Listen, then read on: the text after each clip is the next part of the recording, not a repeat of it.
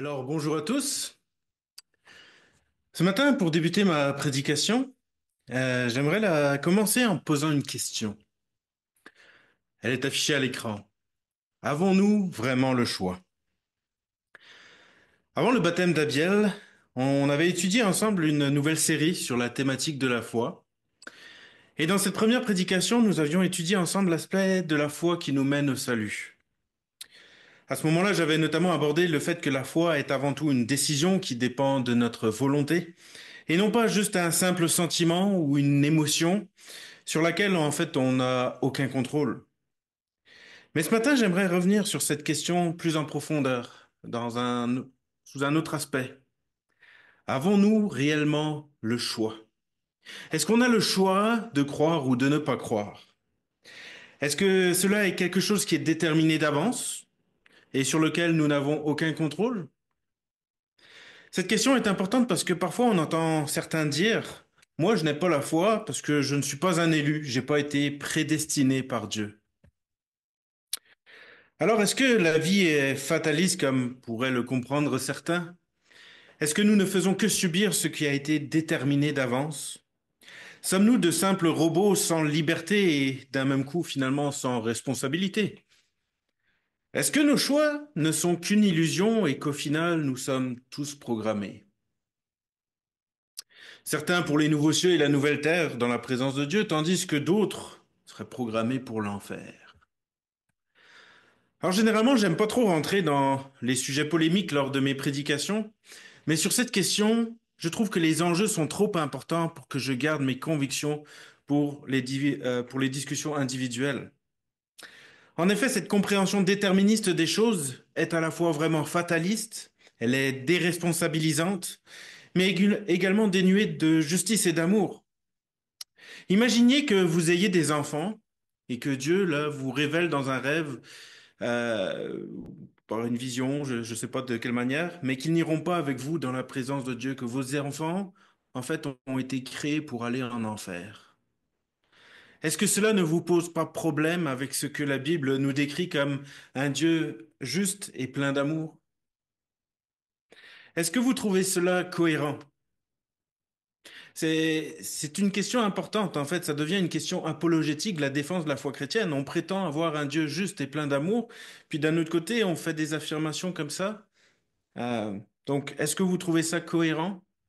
En tout cas, vous l'aurez compris, ça ne l'est pas pour moi, et puis ça ne l'est pas non plus pour les autres anciens du GBRS. On a eu une discussion à ce sujet récemment, et on était tous d'accord sur cette question.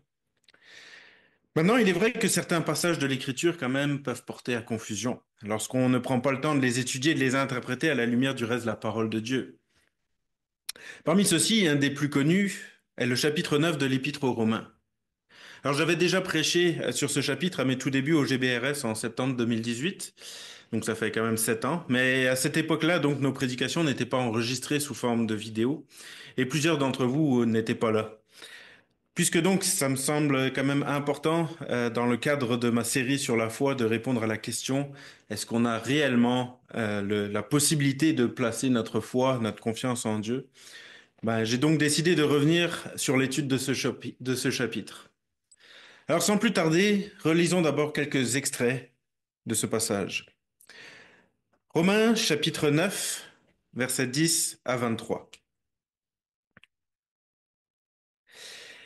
Et de plus, il en fut ainsi de Rebecca, qui conçut du seul Isaac notre père. Car, quoique les enfants ne fussent pas encore nés, et qu'ils n'eussent fait ni bien ni mal, afin que le dessein d'élection de Dieu subsistât sans dépendre des œuvres, et par la seule volonté de celui qui appelle, il fut dit à Rebecca, l'aîné sera assujetti au plus jeune, selon qu'il est écrit, j'ai aimé Jacob et j'ai haï Ésaü. Que dirons-nous donc? Y a-t-il en Dieu de l'injustice? Loin de là. Car il dit à Moïse, je ferai miséricorde à qui je fais miséricorde, et j'aurai compassion de qui j'ai compassion.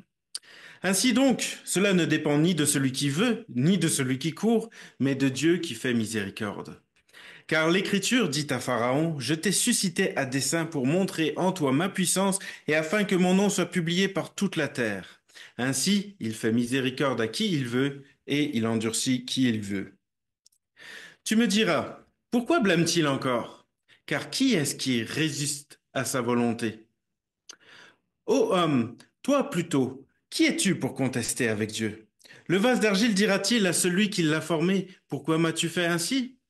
Le potier n'est-il pas maître de l'argile pour faire avec la même masse un vase d'honneur et un vase d'usage vil? Et que dire si Dieu, voulant montrer sa colère et faire connaître sa puissance, a supporté avec une grande patience des vases de colère formés pour la perdition? Et s'il a voulu faire connaître la richesse de sa gloire envers des vases de miséricorde qu'il a d'avance préparés pour la gloire. Pas évident comme texte, n'est-ce pas? Si on ne fait pas attention au contexte, nous pouvons vite le comprendre d'une manière fataliste. Comment cela se fait-il, par exemple, que le choix de Dieu pour Jacob soit fait de manière totalement arbitraire?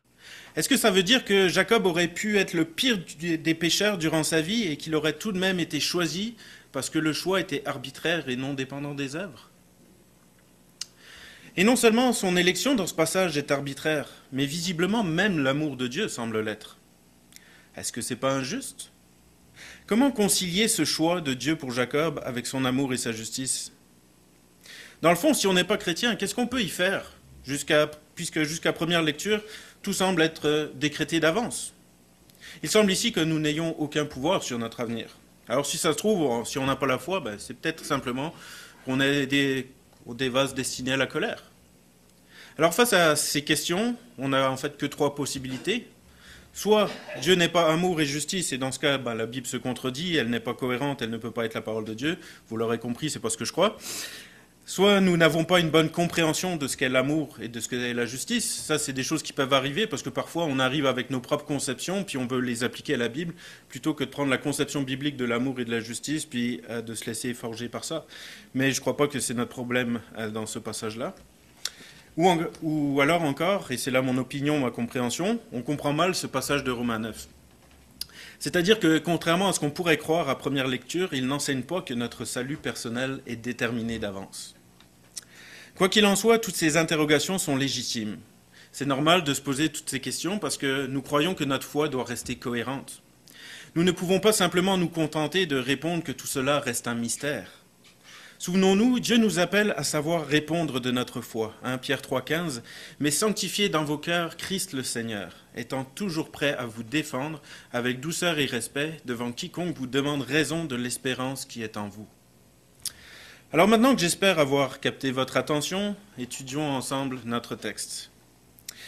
Et pour débuter, rappelons qu'une des premières règles d'herméneutique, donc l'herméneutique c'est la manière dont on étudie la parole de Dieu, c'est de chercher à savoir qui est le destinataire de la lettre, quel est le contexte et à quelle question ou quelle problématique le texte répond.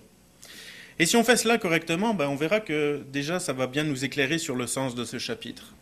Donc faisons un bref survol du contexte de l'Épître aux Romains. À qui Paul s'adresse-t-il et à quel sujet? On connaît déjà l'auteur de l'Épître aux Romains, qui n'est d'autre que l'apôtre Paul. Il nous faut maintenant savoir à qui s'adressait cette lettre, et plus précisément le chapitre 9 qui nous intéresse tant. Le verset 7 du chapitre 1er nous dit donc à tous ceux qui sont à Rome sont bien-aimés de Dieu, appelés à être saints. Mais la question c'est qui étaient ces chrétiens de Rome? Alors sans rentrer dans les détails parce qu'on n'aura pas le temps ce matin, nous savons grâce à l'histoire qu'il y avait à Rome de nombreux juifs. Et quand nous étudions l'Épître aux Romains, nous voyons qu'à plusieurs reprises, Paul s'adresse spécifiquement aux juifs.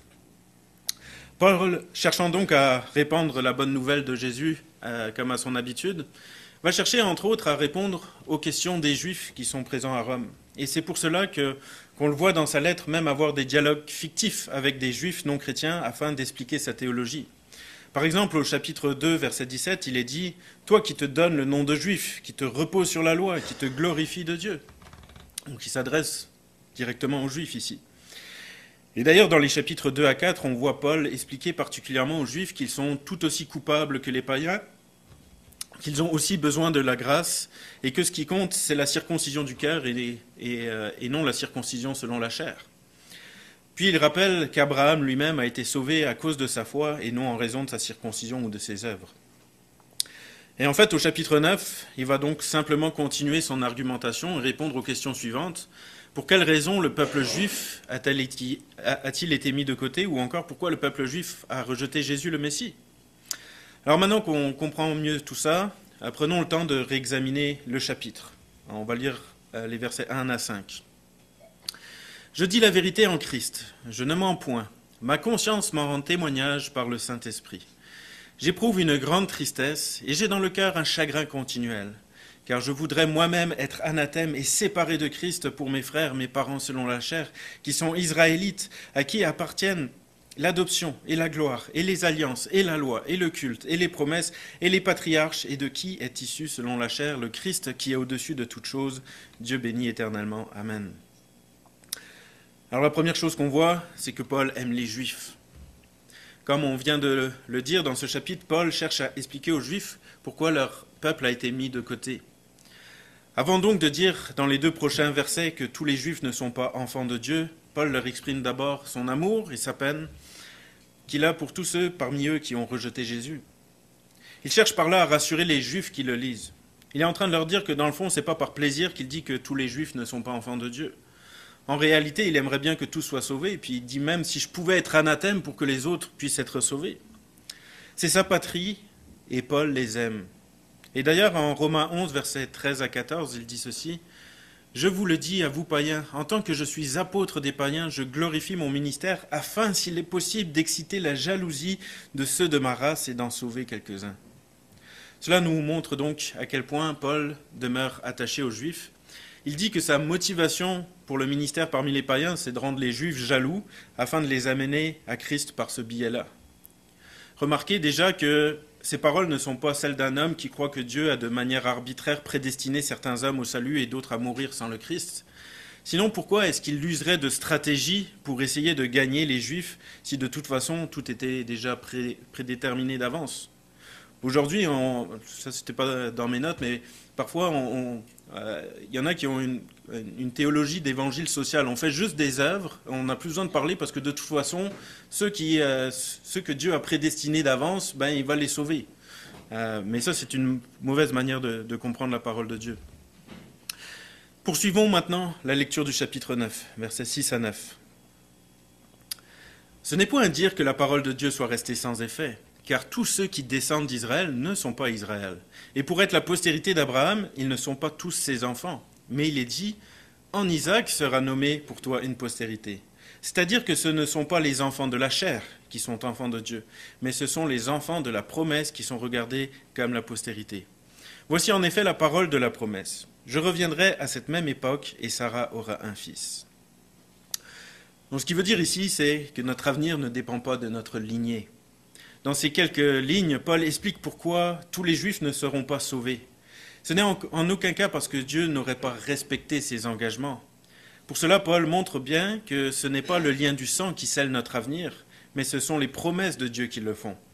Il va donc prendre l'exemple des fils d'Abraham, Isaac et Ismaël sont tous les deux ses enfants. Mais Dieu n'en a choisi qu'un d'entre eux pour être le père de la nation d'Israël. Ce n'est donc pas notre origine qui détermine notre avenir, mais c'est uniquement les promesses de Dieu qui le font. Et il en est de même avec la question du salut.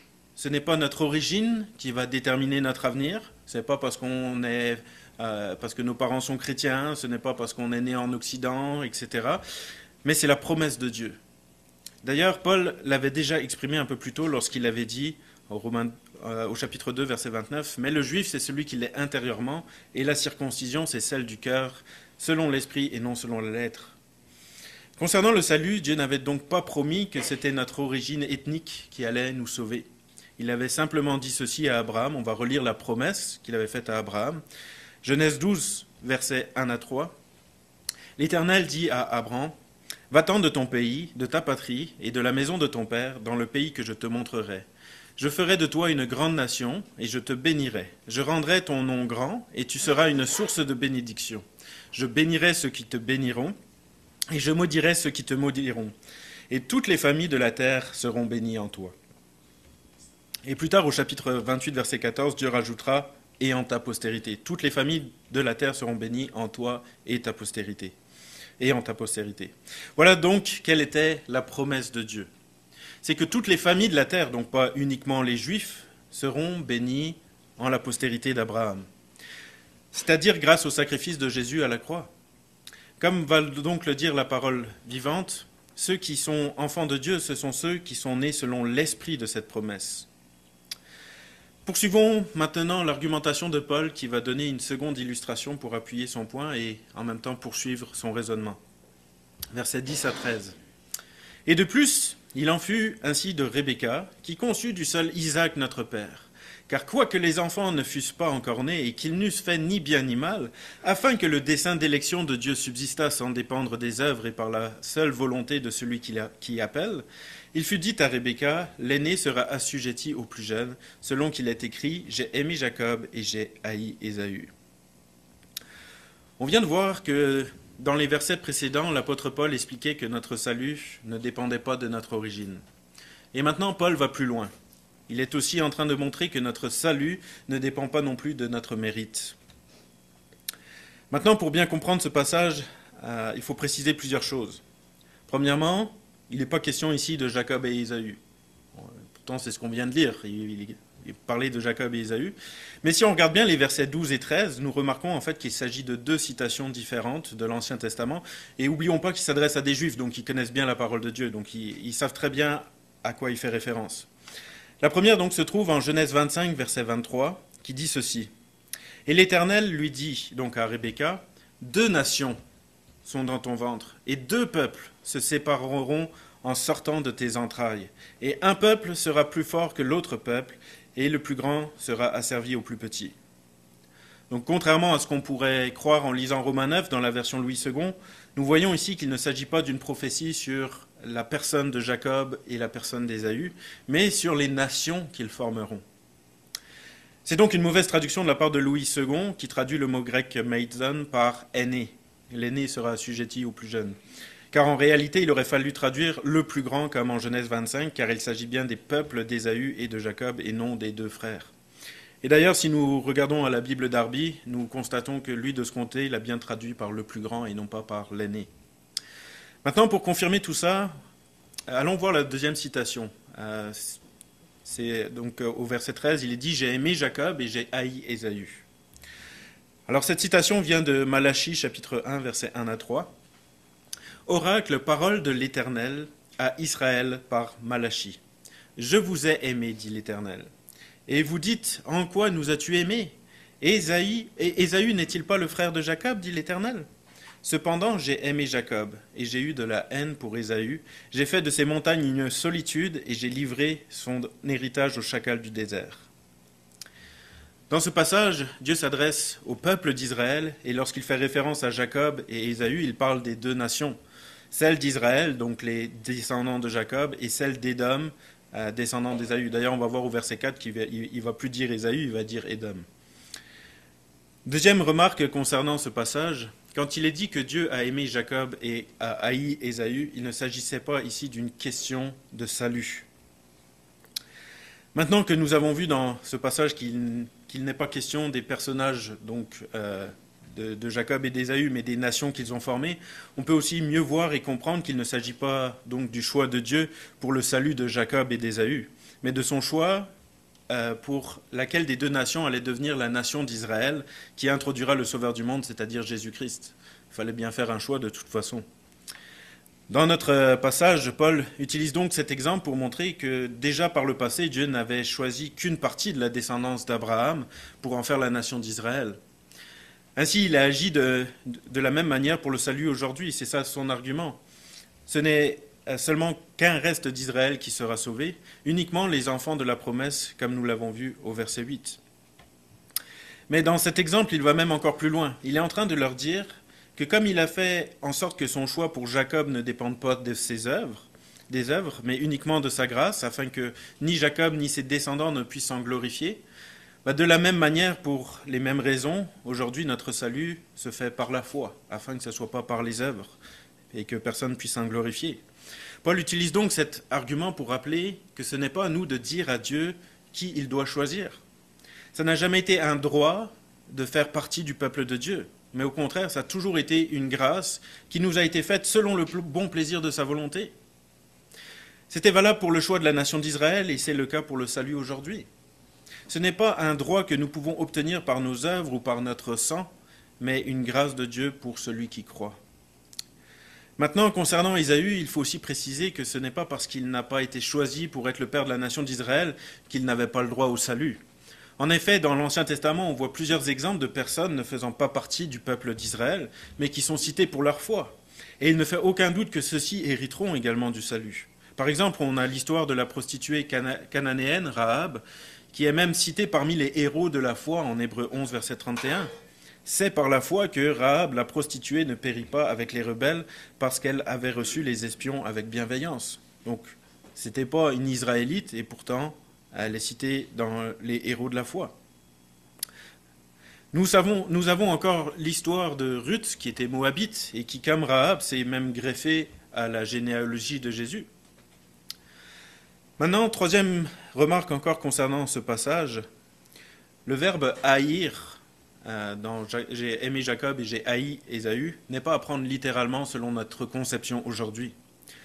Lorsque Paul dit j'ai aimé Jacob et j'ai haï Ésaü, il ne s'agit pas de littéralement haïr le peuple d'Ésaü. Regardez ce que nous dit Alfred Kuhn dans son encyclopédie des difficultés bibliques. Là où les versions littérales disent que Dieu a haï Ésaü, les versions modernes traduisent par « j'ai écarté Ésaü »,« j'ai repoussé Ésaü »,« j'ai aimé Jacob de préférence à Ésaü »,« j'ai préféré Jacob à Ésaü ». Nous retrouvons cette particularité de la langue hébraïque dans Luc, chapitre 14, verset 26.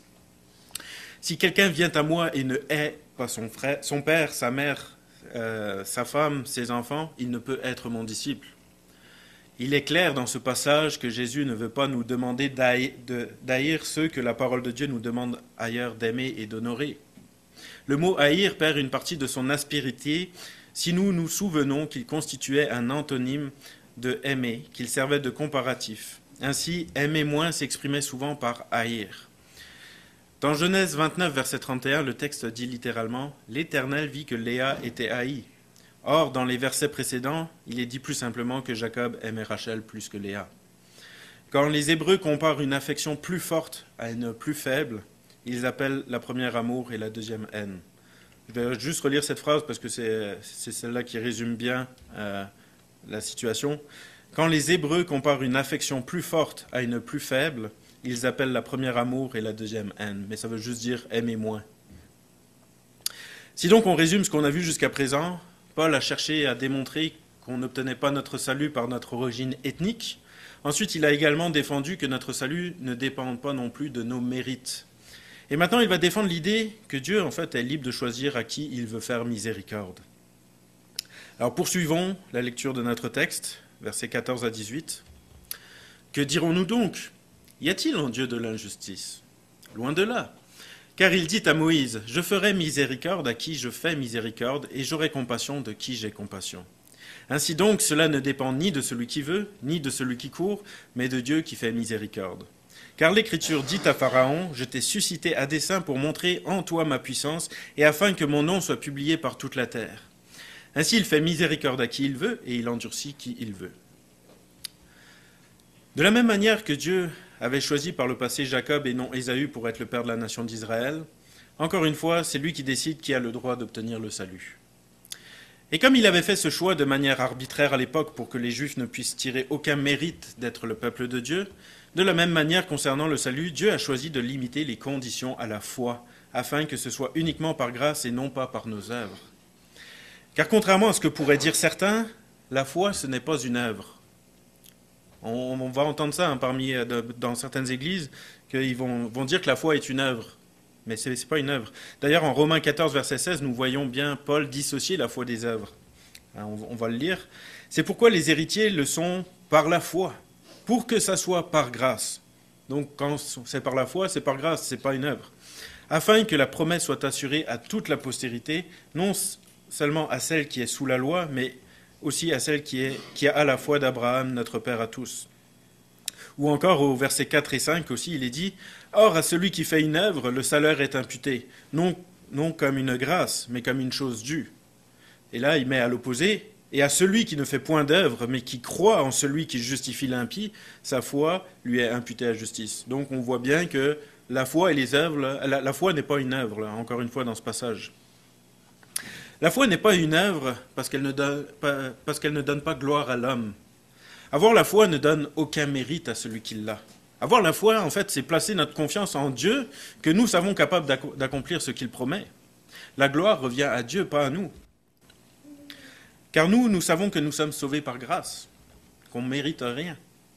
C'est ainsi qu'en Romains 4, versets 20 à 22, il est dit aussi « Abraham fut fortifié par la foi, donnant gloire à Dieu. » La gloire revient à Dieu, pas à lui à cause de sa foi. Et ayant la pleine conviction que ce qu'il promet, il peut aussi l'accomplir. Donc, encore une fois, la gloire est à Dieu. C'est parce que lui, il est capable d'accomplir ce qu'il promet. C'est pourquoi cela lui fut imputé à justice.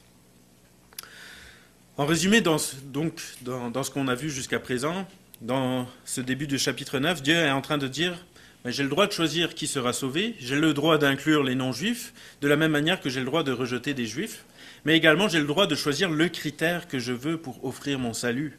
Et le critère que j'ai choisi, c'est la foi. Ainsi, comme va le dire le verset 16, cela ne dépend ni de celui qui veut, ni de celui qui court, mais de Dieu qui fait miséricorde. » Dans ce passage, Dieu répond donc à la question des Juifs qui lui demandent « Est-il juste que Dieu rejette les Juifs zélés pour la loi de Moïse et les traditions du peuple d'Israël, et que d'un autre côté, il accepte ces gentils qui ont simplement cru au Christ après des générations d'idolâtrie ? Ne doit-on pas quelque chose à la nation juive pour tout son dur labeur durant toutes ces années ? Et c'est donc à ceci que va répondre aussi le verset 15 « Je ferai miséricorde à qui je fais miséricorde, et j'aurai compassion de qui j'ai compassion. » Et maintenant, dans les versets qui suivent, Paul va prendre l'exemple du Pharaon pour illustrer son point. Versets 17 et 18. « Car l'Écriture dit à Pharaon, je t'ai suscité à dessein pour montrer en toi ma puissance et afin que mon nom soit publié par toute la terre. Ainsi il fait miséricorde à qui il veut et il endurcit qui il veut. » Ici, Paul nous dit que de la même manière que Dieu peut choisir de faire miséricorde à qui il veut, Dieu se donne aussi le droit d'endurcir qui il veut. Mais encore une fois, ça ne veut pas dire qu'il le fait de manière arbitraire, qu'il n'y a pas des critères. Souvenons-nous, pour la miséricorde, Dieu avait choisi comme critère la foi. Mais de la même manière ici, Dieu n'endurcit pas qui il veut au hasard, de manière arbitraire. Romains 1, verset 28 nous dit « Comme ils ne se sont pas souciés de connaître Dieu, Dieu les a livrés à leur sens réprouvé pour commettre des choses indignes. » L'endurcissement est donc donné à ceux qui ont volontairement rejeté la connaissance de la vérité. En gros, il leur a donné ce qu'ils demandaient.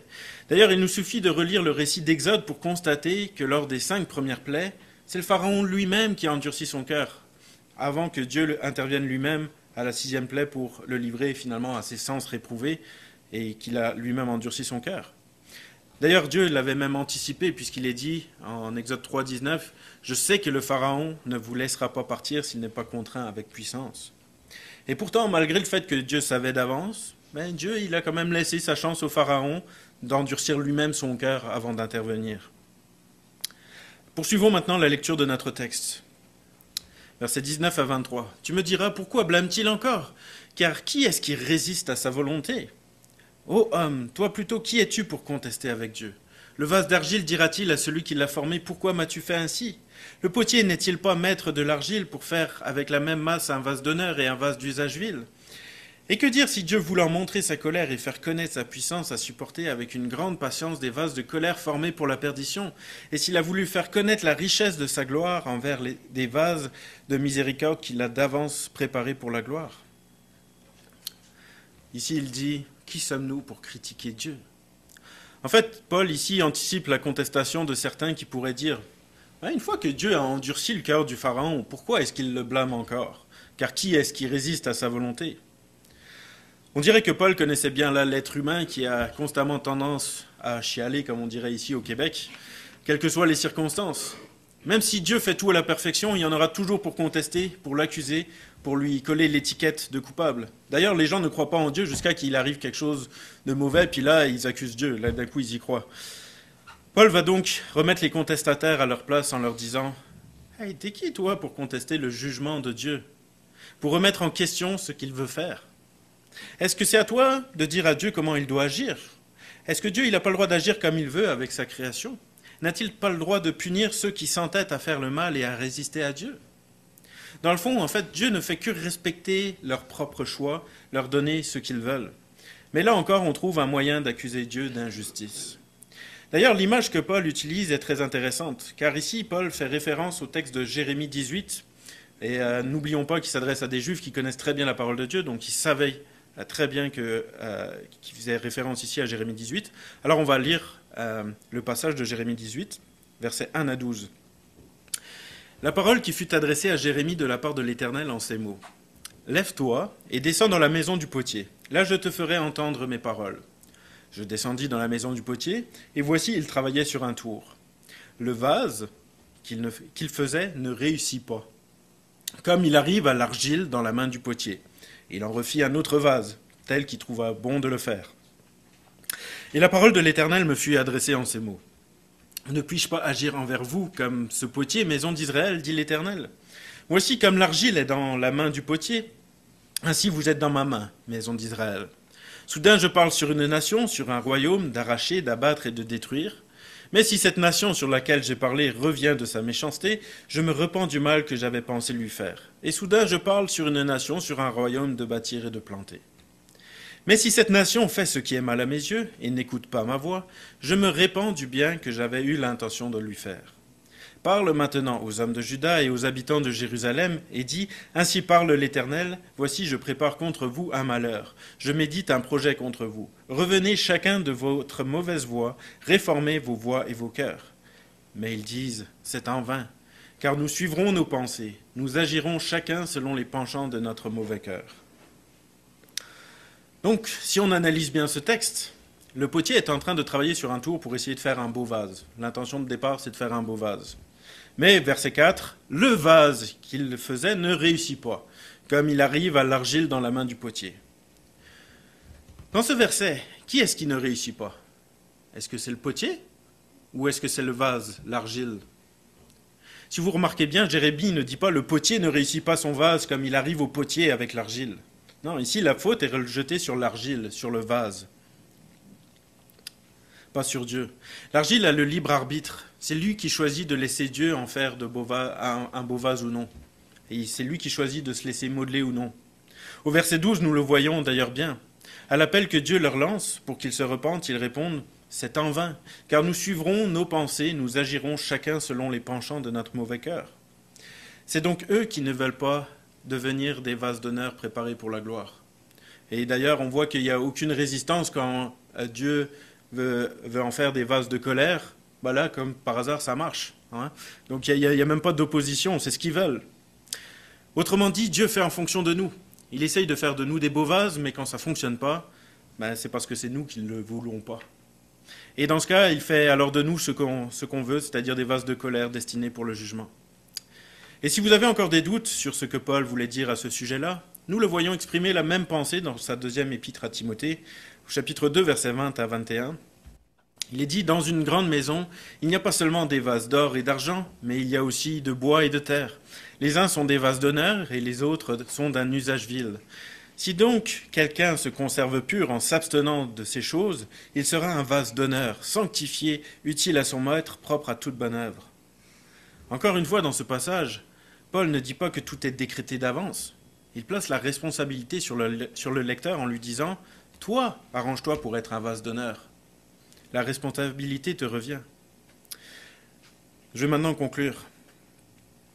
Il y a donc toujours un espoir pour chaque pécheur qui se repent. Dieu fait encore grâce aujourd'hui à chacun d'entre nous. Votre sort n'est pas scellé. Ce n'est ni par vos mérites, ni par votre lignée ou quelque autre sélection arbitraire que vous avez accès au salut. Ce n'est pas parce que vous êtes élu que vous avez la foi, mais c'est parce que vous décidez d'avoir la foi que vous serez élu. Je vais le répéter. Ce n'est pas parce que vous êtes élu que vous avez la foi, mais c'est parce que vous décidez d'avoir la foi que vous serez élu. Sont élus dès la fondation du monde tous ceux qui décideront de placer leur confiance en Dieu. Souvent, on comprend mal les termes d'élection et de prédestination. Mais j'aime beaucoup l'image que va donner la Bible d'études Esprit et Vie, pour ceux qui la connaissent, pour expliquer les deux termes. Voici comment elle explique cela. En ce qui concerne l'élection et la prédestination, nous pouvons avoir recours à l'image d'un grand navire faisant route vers le ciel. Dieu a choisi ce navire, l'Église, pour être son propre vaisseau.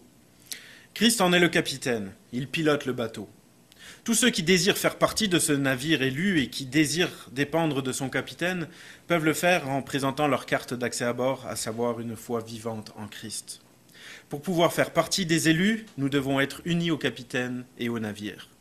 La prédestination, quant à elle, renvoie à la destination première du navire et à ce que Dieu a préparé pour ceux qui montent à bord. Dieu invite tout le monde à monter à bord de ce navire élu au moyen de la foi en Christ. Aussi, un peu plus haut dans le commentaire, la prédestination était un peu plus développée. Voici ce que ça disait. La prédestination fait référence à tout ce qui arrivera au peuple de Dieu, tous les véritables croyants en Christ. Dieu prédestine les élus à être appelés, à être justifiés, à être glorifiés, à être conformes à l'image de son Fils, à être saints et irrépréhensibles, à être des enfants d'adoption, à être rachetés, à être bénéficiaires de l'héritage, à être scellés de l'Esprit, à être créés pour de bonnes œuvres, et ce afin de servir à la louange de sa gloire. N'est-ce pas un merveilleux programme pour tous ceux qui décident de monter à bord du grand navire? Amen. De votre côté, est-ce que vous êtes montés dans ce navire? Comme nous l'avons vu ce matin encore une fois, cette décision vous appartient. Vous avez la liberté et la possibilité de monter à bord ou de rester sur le quai. Si vous voulez monter à bord, il vous suffit de présenter comme carte d'embarquement votre foi. Et comme nous l'avions vu la dernière fois, la foi est avant tout une décision. N'attendez pas l'émotion, prenez simplement la décision de croire et de faire confiance, et vivez conformément à cela. L'émotion, elle suivra par la suite. Quoi qu'il en soit, aujourd'hui le vaisseau est encore sur le quai. Comme va le dire l'apôtre Pierre dans sa deuxième épître au chapitre 3, verset 9, « Le Seigneur ne tarde pas dans l'accomplissement de la promesse, comme quelques-uns le croient, mais il use de patience envers vous, ne voulant qu'aucun périsse, mais voulant que tous arrivent à la repentance. » Et Pierre rajoute aussi dans la foulée, au verset 10, « Mais le jour du Seigneur viendra comme un voleur. En ce jour, les cieux passeront avec fracas, les éléments embrassés se dissoudront, et la terre avec les œuvres qu'elle renferme sera consumée. Un jour, la porte du vaisseau prédestiné pour la gloire va se fermer. Quand est-ce que cela va arriver? Nul ne le sait ici-bas. Ça pourrait être demain, ou aujourd'hui même. Ne passez donc pas à côté de l'opportunité qui se présente devant vous aujourd'hui. Jésus se tient à la porte du bateau, il vous appelle, il vous fait signe de venir vers lui, il vous tend la main. Est-ce que vous allez la saisir? Je vais vous laisser sur cette question. Que Dieu vous bénisse. Et je vais prier. Alors notre Père, merci pour ta grâce, merci pour ton amour, qui veut que tous les hommes soient sauvés. C'est un autre passage de l'Écriture. Et on te prie encore pour tous ceux qui n'ont pas fait ce choix, qui ne sont pas encore montés à bord de ce grand navire. Je te prie de venir toucher leur cœur. Je te prie pour qu'ils ne puissent pas s'endurcir. Merci pour ta grâce, merci pour ta patience, merci pour la patience que tu as eue envers nous, parce qu'on a tous mis encore beaucoup de temps face à une si belle offre, face à un si grand salut. Merci d'avoir payé le prix, parce que si aujourd'hui on peut monter à bord de ce navire, c'est parce que toi un jour t'es venu mourir à la croix à notre place. Et on veut te remercier encore pour ton sacrifice, pour avoir quitté la gloire de ton Père pour venir mourir sur la croix à notre place, subir la condamnation que nous on méritait. Alors merci Seigneur, merci pour ta grâce, merci pour ton amour, merci pour ta patience et gloire à ton nom. Amen.